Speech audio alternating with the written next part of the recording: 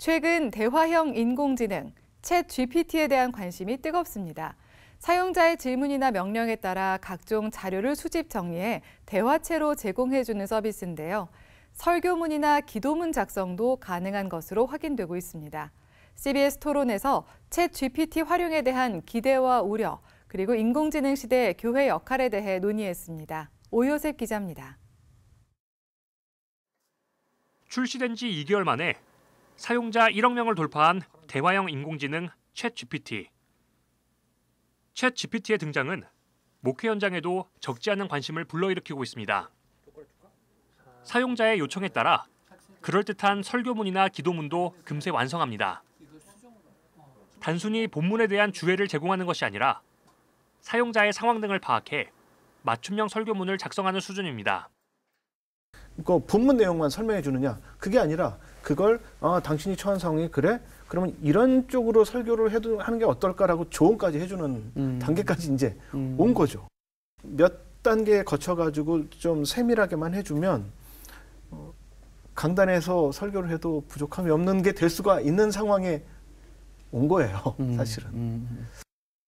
목회 현장에서 챗 GPT를 활용할 경우 엄청난 양의 정보들을 효율적으로 전달해주고 다양한 관점의 정보들을 폭넓게 제공함으로써 유연한 설교를 도울 수 있다는 점 등이 장점으로 꼽혔습니다. 또 교인들이 성서에 대한 전문적인 지식에 보다 쉽게 접근할 수 있을 것이란 기대도 나옵니다. 하지만 반대로 우려도 큽니다. 먼저 기존 데이터를 기반으로 정보를 제공하다 보니 사용자가 잘못된 정보나 부적절한 편견에 노출될 위험이 있습니다. 또 인공지능을 이용한 이단 사이비 단체의 포교 활동, 설교 표절, 설교문의 상품화 등의 문제도 발생할 수 있습니다.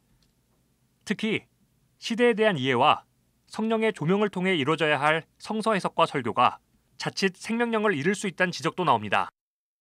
사실 설교라는 것은 뭐냐면 그 본문을 가지고 그 상황에 맞게 자꾸 재해석해서 복음을 시대에 맞게 재해석해 나가는 작업이거든요. 그렇 재해석한다는 얘기는 그동안에 해석하지 않은 방식대로 계속 적용해 가는 방식인데 그러한 방식은 이제 챗 GPT에게 기대하기는 어렵죠. CBS 토론 출연자들은 급격한 인공지능 기술의 발달은 인간의 정신노동 영역마저 기계가 대체하게 하며 인간의 영성과 교회 공동체성에도 큰 영향을 미칠 것이라고 전망했습니다.